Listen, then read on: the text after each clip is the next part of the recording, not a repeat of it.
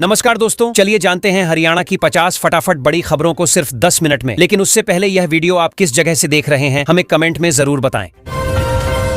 हरियाणा में स्नातक कक्षाओं में दाखिले का इंतजार कर रहे विद्यार्थियों के लिए अच्छी खबर आई है। उच्च शिक्षा विभाग ने पहले चरण की प्रोविजनल मेरिट लिस्ट जारी कर दी है। अब छात्र छात्राएं अपने दस्तावेजों का सत्यापन कर आगे की प्रवेश प्रक्रिया पूरी कर सकेंगे। विभाग ने तय समय पर सभी औपचारिकताएं पूरी करने की अपील भी की है।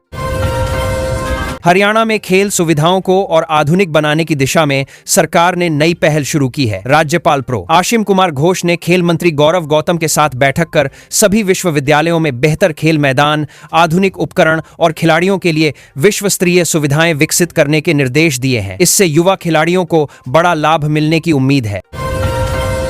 हरियाणा सरकार ने वर्ष 2036 के ओलंपिक लक्ष्य को ध्यान में रखते हुए खेल ढांचे को मजबूत करने की योजना पर तेजी से काम शुरू कर दिया है। खिलाड़ियों को बेहतर प्रशिक्षण, आधुनिक स्टेडियम और नई सुविधाएं उपलब्ध कराने पर विशेष जोर दिया जा रहा है ताकि राज्य के खिलाड़ी अंतर्राष्ट्रीय प्रतियोगिताओं में शानदार प्रदर्शन कर सकें। नाबार्ड के हरियाणा क्षेत्रीय कार्यालय ने अपने स्थापना दिवस के अवसर पर ग्रामीण विकास की उपलब्धियों को समर्पित एक विशेष कॉफी टेबल बुक का अनावरण किया है। इस पुस्तक में पिछले 45 वर्षों के दौरान कृषि, ग्रामीण अर्थव्यवस्था और विकास कार्यों की महत्वपूर्ण उपलब्धियों को दर्शाया गया है। कार्यक्रम में कई अधिकारी और विशेषज्ञ भी मौजूद रहे। अंतर्राष्ट्रीय महिला किसान वर्ष के अवसर पर हरियाणा में महिला किसानों को प्रोत्साहित करने के लिए कई कार्यक्रम आयोजित किए गए। कृषि, डेयरी और ग्रामीण उद्यमिता से जुड़ी महिलाओं को आधुनिक तकनीकों की जानकारी दी गई। सरकार का उद्देश्य महिलाओं को आत्मनिर्भर बनाकर कृषि क्षेत्र में उनकी भागीदारी और आय दोनों बढ़ाना है। हरियाणा के शहरी स्थानीय निकाय विभाग में इंजीनियर एसोसिएट के 150 पदों पर भर्ती प्रक्रिया जारी है। इच्छुक अभ्यर्थी निर्धारित समय सीमा के भीतर ऑनलाइन आवेदन कर सकते हैं। विभाग का कहना है कि चयन प्रक्रिया पूरी तरह पारदर्शी होगी और योग्य उम्मीदवारों को रोजगार का बेहतर अवसर मिलेगा। माध्यमिक शिक्षा विभाग ने आरओएच कैडर के अंतर्गत कई प्राचार्यों के पदोन्नति आदेश जारी कर दिए हैं। लंबे समय से प्रमोशन का इंतजार कर रहे अधिकारियों को इससे राहत मिली है। विभाग का मानना है कि नए प्राचार्यों की नियुक्ति से स्कूलों का प्रशासन मजबूत होगा और विद्यार्थियों को बेहतर शैक्षणिक वातावरण मिलेगा। हरियाणा शहरी विकास प्राधिकरण ने कमर्शियल, स्कूल और डिस्पेंसरी साइटों की नीलामी की नई तारीख घोषित कर दी है। अब यह ऑनलाइन नीलामी 30 जुलाई को आयोजित होगी। इच्छुक निवेशक और संस्थाएं निर्धारित समय पर भाग ले सकेंगी। इससे नई विकास परियोजनाओं को गति मिलने की उम्मीद जताई जा रही है। सरकार और प्रशासन ने किसान संगठनों के साथ सकारात्मक बातचीत का प्रस्ताव रखा है। अधिकारियों का कहना है कि किसानों की मांगों पर चर्चा कर आपसी सहमति से समाधान निकालने का प्रयास किया जाएगा। बातचीत के जरिए सभी पक्षों के हितों का ध्यान रखते हुए आगे की रणनीति तैयार करने पर जोर दिया जा रहा है। मौसम विभाग के अनुसार हरियाणा के कई जिलों में मानसून की गतिविधियां बनी रहने की संभावना है। आने वाले दिनों में हल्की से मध्यम बारिश होने के आसार हैं। इससे लोगों को गर्मी और उमस से राहत मिल सकती है। वहीं किसानों को खरीफ फसलों की सिंचाई और बढ़वार में भी अच्छा फायदा मिलने की उम्मीद है। अंबाला जिले में शंभू बॉर्डर के आसपास यातायात को सुचारू बनाए रखने के लिए पुलिस ने नई एडवाइजरी जारी की है। यात्रियों की सुविधा को ध्यान में रखते हुए कई वैकल्पिक मार्ग निर्धारित किए गए हैं। प्रशासन ने लोगों से यात्रा से पहले रूट की जानकारी लेकर निकलने की अपील की है ताकि सभी को बिना किसी परेशानी के सफर का लाभ मिल सके। अंबाला जिला प्रशासन ने विकास कार्यों की प्रगति की समीक्षा करते हुए संबंधित अधिकारियों को सभी परियोजनाओं में तेजी लाने के निर्देश दिए हैं। सड़क, पेयजल, सफाई और अन्य जन सुविधाओं से जुड़े कार्यों को तय समय पर पूरा करने पर जोर दिया गया। अधिकारियों ने कहा कि लोगों को बेहतर सुविधाएं उपलब्ध कराना प्रशासन की प्राथमिकता है। अंबाला के आईटीआई संस्थानों में युवाओं के लिए नए तकनीकी सर्टिफिकेट कोर्स शुरू किए गए हैं। इन पाठ्यक्रमों का उद्देश्य विद्यार्थियों को उद्योगों की जरूरत के अनुसार आधुनिक तकनीकी प्रशिक्षण देना है। अधिकारियों का मानना है कि इससे युवाओं के कौशल में वृद्धि होगी और उन्हें रोजगार के नए अवसर प्राप्त करने में आसानी होगी। अंबाला जिले के ग्रामीण क्षेत्रों में विशेष निशुल्क स्वास्थ्य जांच शिविरों का आयोजन किया गया। इन शिविरों में लोगों की सामान्य स्वास्थ्य जांच के साथ आवश्यक परामर्श भी दिया गया। स्वास्थ्य विभाग का कहना है कि ऐसे शिविरों का उद्देश्य ग्रामीण क्षेत्रों में बेहतर स्वास्थ्य सेवाएं पहुंचाना और लोगों को स्वास्थ्य के प्रति जागरूक बनाना है। है। अंबाला छावनी में युवाओं की प्रतिभा को मंच देने के लिए सांस्कृतिक प्रतियोगिताओं की तैयारियां शुरू कर दी गई हैं। संगीत, नृत्य, नाटक और अन्य सांस्कृतिक गतिविधियों में युवाओं की भागीदारी सुनिश्चित करने पर जोर दिया जा रहा है। आयोजकों का कहना है कि इससे स्थानीय प्रतिभाओं को अपनी कला दिखाने का अवसर मिलेगा। कुरुक्षेत्र और पिहोवा मार्ग पर पुलिस द्वारा वाहन चेकिंग अभियान चलाया जा रहा है। इस अभियान का उद्देश्य यात्रियों की सुरक्षित और सुचारू आवाजाही सुनिश्चित करना है। अधिकारियों ने बताया कि सभी आवश्यक व्यवस्थाएं की गई हैं और लोगों से यातायात नियमों का पालन करने की अपील भी की गई है। कुरुक्षेत्र विकास बोर्ड ने धार्मिक पर्यटन को बढ़ावा देने के लिए नई योजनाओं को मंजूरी दी है। तीर्थ स्थलों पर आने वाले श्रद्धालुओं और पर्यटकों को बेहतर सुविधाएं उपलब्ध कराने के लिए कई विकास कार्य किए जाएंगे। इससे पर्यटन को बढ़ावा मिलने के साथ साथ स्थानीय व्यापार और रोजगार के अवसरों में भी वृद्धि होने की उम्मीद है। कुरुक्षेत्र विश्वविद्यालय ने सम सेमेस्टर की विभिन्न परीक्षाओं के परिणाम घोषित कर दिए हैं। छात्र छात्राएं विश्वविद्यालय की आधिकारिक वेबसाइट पर अपना रिजल्ट देख सकते हैं। विश्वविद्यालय प्रशासन ने विद्यार्थियों को आगे की शैक्षणिक प्रक्रिया समय पर पूरी करने की सलाह दी है ताकि दाखिले और अन्य कार्यों में किसी प्रकार की परेशानी न हो। ब्रह्म सरोवर के पास स्थित गेस्ट हाउस में पर्यटकों की सुविधा के लिए डिजिटल बुकिंग प्रणाली को और आधुनिक बनाया गया है। अब पर्यटक पहले से अधिक आसानी और पारदर्शिता के साथ ऑनलाइन कमरों की बुकिंग कर सकेंगे। इस पहल का उद्देश्य धार्मिक पर्यटन को सुविधाजनक और बेहतर बनाना है। कुरुक्षेत्र जिले में हरित वातावरण को बढ़ावा देने के लिए बड़े स्तर पर वृक्षारोपण अभियान चलाया जा रहा है। सामाजिक संगठनों और स्थानीय लोगों के सहयोग से हजारों पौधे वितरित किए जा रहे हैं। प्रशासन ने लोगों से पौधों की नियमित देखभाल करने की अपील की है ताकि जिले का हरित क्षेत्र लगातार बढ़ता रहे। करनाल पानीपत राष्ट्रीय राजमार्ग पर यातायात को पहले से अधिक सुचारू बनाने के लिए ट्रैफिक पुलिस ने अतिरिक्त कर्मचारियों की तैनाती की है। प्रमुख चौराहों और व्यस्त स्थानों पर निगरानी बढ़ाई गई है ताकि वाहन चालकों को जाम की परेशानी न हो। प्रशासन ने लोगों से यातायात नियमों का पालन करने और सुरक्षित यात्रा करने की अपील भी की है। करनाल जिले में मानसून की अच्छी बारिश के बाद किसानों ने धान की रोपाई का कार्य तेज कर दिया है। खेतों में खेती की गतिविधियां पूरे उत्साह के साथ चल रही हैं। कृषि विभाग भी किसानों को समय समय पर तकनीकी सलाह दे रहा है ताकि फसल की अच्छी दूर करके समय समय पर तकनीकी सलाह दे रहा है, पैदावार सुनिश्चित की जा सके और उत्पादन में बढ़ोतरी हो। करनाल के बागवानी उत्कृष्टता केंद्र में किसानों को आधुनिक ड्रिप सिंचाई तकनीक का प्रशिक्षण दिया जा रहा है। विशेषज्ञ किसानों को कम पानी में अधिक उत्पादन प्राप्त करने के तरीके समझा रहे हैं। इस प्रशिक्षण का उद्देश्य खेती की लागत कम करना, पानी की बचत करना और आधुनिक कृषि तकनीकों को गांव-गांव तक पहुंचाना है।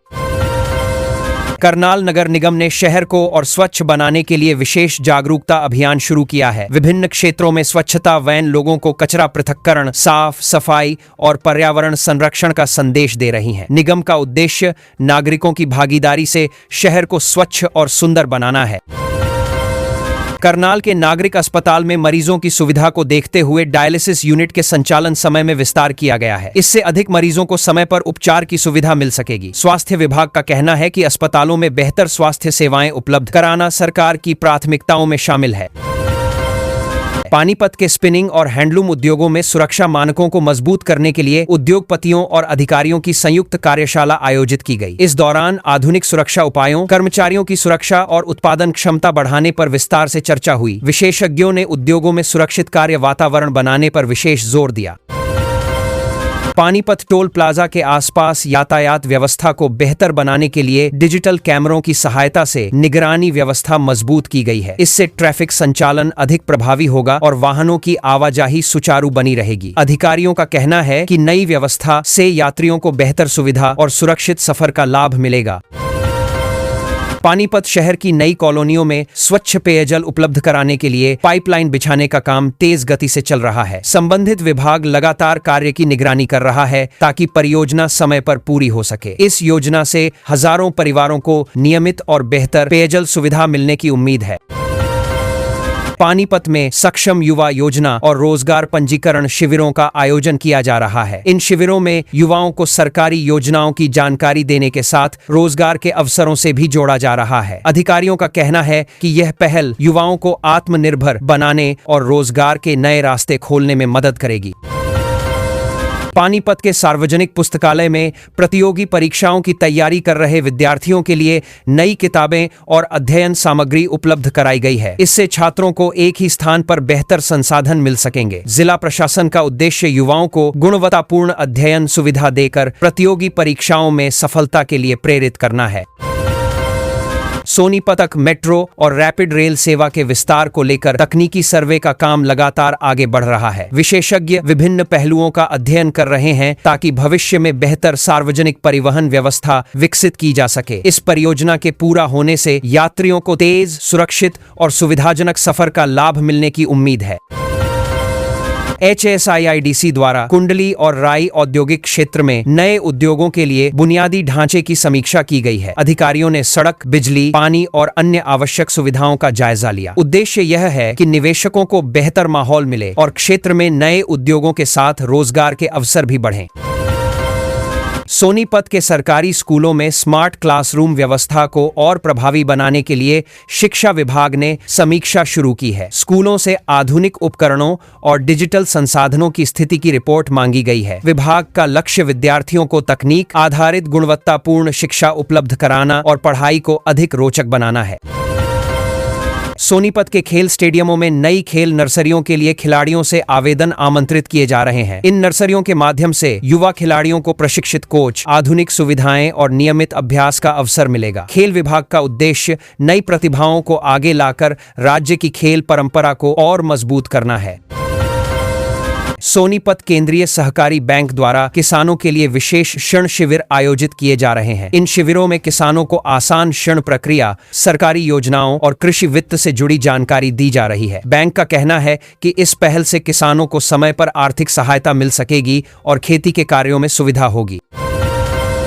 महर्षि दयानंद विश्वविद्यालय रोहतक ने विभिन्न स्नातकोत्तर पाठ्यक्रमों में प्रवेश के लिए आवेदन की अंतिम तिथि बढ़ा दी है। इससे ऐसे विद्यार्थियों को राहत मिली है जो किसी कारणवश समय पर आवेदन नहीं कर पाए थे। विश्वविद्यालय ने सभी अभ्यर्थियों से निर्धारित समय के भीतर आवेदन प्रक्रिया पूरी करने की अपील की है। रोहतक जिले में सिंचाई विभाग ने नहरों की सफाई का विशेष अभियान शुरू किया है। अभियान का उद्देश्य खेतों के अंतिम छोर तक पानी की सुचारू आपूर्ति सुनिश्चित करना है। अधिकारियों का कहना है कि समय पर सफाई होने से किसानों को सिंचाई में सुविधा मिलेगी और खेती के कार्य अधिक बेहतर ढंग से पूरे हो सकेंगे। रोहतक में पशुपालन विभाग द्वारा दुधारू पशुओं के लिए विशेष टीकाकरण अभियान चलाया जा रहा है। पशु चिकित्सकों की टीम गांव-गांव पहुंचकर पशुपालकों को आवश्यक जानकारी भी दे रही है। विभाग का उद्देश्य पशुओं को स्वस्थ रखना, दुग्ध उत्पादन बढ़ाना और पशुपालकों को बेहतर सुविधाएं उपलब्ध कराना है। रोहतक शहर में स्मार्ट सिटी परियोजना के तहत ट्रैफिक सिग्नलों और CCTV कैमरों के आधुनिकीकरण का कार्य अंतिम चरण में पहुंच गया है। नई तकनीक के जरिए यातायात व्यवस्था को और बेहतर बनाया जाएगा। अधिकारियों का मानना है कि इससे शहर में आवागमन अधिक सुगम और व्यवस्थित होगा। रोहतक बाल भवन में आयोजित कला, संगीत और रचनात्मक गतिविधियों के समापन पर बच्चों की आकर्षक प्रदर्शनी लगाई गई। अभिभावकों और शिक्षकों ने बच्चों की प्रतिभा की सराहना की। आयोजकों का कहना है कि ऐसे कार्यक्रम बच्चों के आत्मविश्वास को बढ़ाने के साथ उनकी रचनात्मक क्षमता को भी नई पहचान देते हैं। गुरुग्राम महानगर विकास प्राधिकरण शहर में जल भराव की समस्या को रोकने के लिए लगातार ड्रेनेज सिस्टम की निगरानी कर रहा है। प्रमुख सड़कों और नालों की नियमित सफाई कराई जा रही है ताकि मानसून के दौरान लोगों को किसी तरह की परेशानी न हो। अधिकारियों का कहना है कि बेहतर जल निकासी व्यवस्था शहर की प्राथमिकता है। गुरुग्राम पुलिस और साइबर सेल ने स्कूलों व कॉलेजों में साइबर सुरक्षा जागरूकता अभियान शुरू किया है। विशेषज्ञ विद्यार्थियों को ऑनलाइन धोखाधड़ी से बचाव, मजबूत पासवर्ड बनाने और सुरक्षित डिजिटल व्यवहार की जानकारी दे रहे हैं। इस पहल का उद्देश्य युवाओं को साइबर अपराधों के प्रति जागरूक बनाकर सुरक्षित इंटरनेट उपयोग के लिए प्रेरित करना है। फरीदाबाद नगर निगम क्षेत्र में ऊर्जा की बचत और बेहतर रोशनी सुनिश्चित करने के लिए LED स्ट्रीट लाइटों के रखरखाव का नया अनुबंध लागू किया गया है। इसके तहत नियमित निरीक्षण और समय पर मरम्मत की जाएगी। इससे शहर की सड़कों पर रोशनी की व्यवस्था और बेहतर होने की उम्मीद जताई जा रही है। फरीदाबाद में ऑटोमोबाइल और औद्योगिक क्षेत्र की जरूरतों को ध्यान में रखते हुए नया कौशल प्रशिक्षण केंद्र शुरू किया गया है। यहाँ युवाओं को आधुनिक तकनीकों का व्यावहारिक प्रशिक्षण दिया जाएगा। अधिकारियों का कहना है कि इस पहल से युवाओं के कौशल में वृद्धि होगी और उन्हें रोजगार के बेहतर अवसर प्राप्त होंगे। गुरुग्राम और फरीदाबाद के अरावली क्षेत्र में बड़े स्तर पर पौधारोपण अभियान चलाया जा रहा है। प्रशासन, सामाजिक संगठनों और स्थानीय लोगों की भागीदारी से हजारों पौधे लगाए जा रहे हैं। इस अभियान का उद्देश्य पर्यावरण संरक्षण, हरित क्षेत्र का विस्तार और आने वाली पीढ़ियों के लिए स्वच्छ वातावरण तैयार करना है। हिसार के महाराजा अग्रसेन एयरपोर्ट से क्षेत्रीय उड़ानों के विस्तार की दिशा में प्रक्रिया तेज कर दी गई है। एयरोड्रम लाइसेंस से जुड़े आवश्यक कार्यों की समीक्षा लगातार की जा रही है। अधिकारियों का मानना है कि भविष्य में उड़ान सेवाओं के विस्तार से क्षेत्र के विकास और यात्रियों को बेहतर सुविधा का लाभ मिलेगा।